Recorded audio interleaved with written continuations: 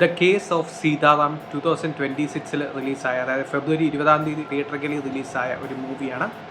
So ഒരു സിനിമയെക്കുറിച്ച് പറയുകയാണെങ്കിൽ ഇതിനൊരു ഫസ്റ്റ് പാർട്ട് ഉണ്ട്, അതായത് പ്രീക്വൽ ഉണ്ട്. ഈ ഒരു സീതാറാം ബിനോയ് കേസ് നമ്പർ 18 എന്നായിരുന്നു ആ ഒരു സിനിമയുടെ പേര്. സിനിമ ഡയറക്റ്റ് ചെയ്തത് ദേവി പ്രസാദ് ഷെട്ടിയാണ്. രണ്ടിലും കോമൺ ആയിട്ടുള്ള ഫാക്ടർ ദേവി പ്രസാദ് ഷെട്ടിയും വിജയ് രാഘവേന്ദ്രയാണ്. സോ ഈ ഒരു ദേവി പ്രസാദ് ഷെട്ടിയും വിജയ് രാഘവേന്ദ്രയും ഒന്നിച്ച സിനിമകളൊക്കെ തന്നെ ഏറെക്കുറെ ഇൻവെസ്റ്റിഗേഷൻ കൈൻഡ് ഓഫ് മൂവീസ് ആയിരുന്നു.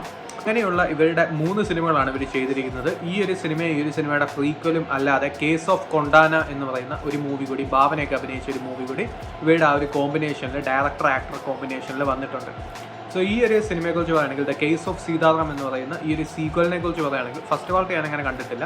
ഈ സെക്കൻഡ് പാർട്ട് ഒരു സ്ലോ ബേണിംഗ് വാച്ചബിൾ ത്രില്ലർ എന്ന ഒരു രീതിയിൽ അതിൻ്റെ റിവ്യൂ പറയാം. കാരണം എന്താണെന്ന് വെച്ചാൽ ഈ സിനിമ സ്റ്റാർട്ട് ചെയ്യുന്നത് ആ ഒരു റെഗുലർ സീരിയൽ കില്ലർ മൂവിയിലുള്ള ആ ഒരു ഇൻവെസ്റ്റിഗേഷൻ മൂവീസിൽ വരുന്ന ക്ലീഷേസ് എല്ലാം ഈ ഒരു മൂവിയിൽ ആദ്യത്തെ ഒരു 30 മിനിറ്റ് ഉണ്ട്.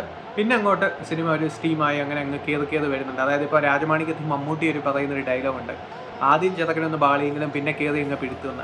സോ അങ്ങനെയുള്ള ഒരു ഡയലോഗാണ് ഓർമ്മ വരുന്നത്. കാരണം 30 മിനിറ്റ് കഴിയുമ്പോഴത്തേക്ക് അത്യാവശ്യം ഇൻട്രസ്റ്റിംഗ് ആയിട്ടുള്ള കുറച്ച് സംഭവങ്ങളൊക്കെ സിനിമയിൽ വരുന്നുണ്ട്.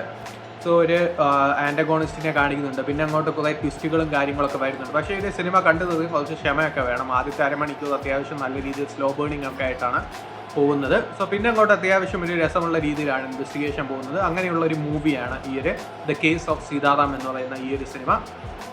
ഒരു സിനിമയുടെ പോസിറ്റീവ്സ് എന്താണെന്ന് വെച്ചാൽ വിജയ് രാഘവേന്ദ്രയുടെ പെർഫോമൻസ് അത്യാവശ്യം ആ ഒരു ഇൻവെസ്റ്റിഗേഷൻ ഓഫീസറുടെ സംഭവങ്ങളൊക്കെ കൊണ്ടുവന്നിട്ടുണ്ട്. പക്ഷേ അതേസമയം ആ ഒരു ക്യാരക്ടറിനെ കൂടുതലായിട്ട് ഡിസ്കവർ ചെയ്യുന്നില്ല ഈ ഒരു സിനിമയിൽ. കാരണം ഇദ്ദേഹത്തിന് ഇമോഷണൽ സപ്പോർട്ട് എന്താണ്, അങ്ങനെയുള്ള ഇദ്ദേഹം എങ്ങനെയാണ് ഇതൊക്കെ ട്രാക്ക് റെക്കോർഡ് അദ്ദേഹം തെളിയിക്കുന്നത്, അങ്ങനെയുള്ള സംഭവങ്ങളിലോട്ടൊന്നും പോകുന്നില്ല. അന്വേഷണം മാത്രമാണ് ഈ ഒരു മൂവി ഫോക്കസ് ചെയ്തിരിക്കുന്നത്. പിന്നെ അങ്ങോട്ടൊരു സീരിയൽ കില്ലർ സംഭവം തന്നെയാണ് ഈ ഒരു മൂവി പറയാൻ ഉദ്ദേശിച്ചിരിക്കുന്നത്. സോ ചിലയിടങ്ങളിൽ കുറച്ചുകൂടി ബെറ്ററായി കൂടായിരുന്നു എന്നുള്ളൊരു തോട്ട് വരുന്നുണ്ട് ഈ ഒരു സിനിമയിൽ പലയിടങ്ങളിലും. മൊത്തത്തിലൊരു കംപ്ലീറ്റ് സാറ്റിസ്ഫാക്ഷൻ തരുന്നില്ല.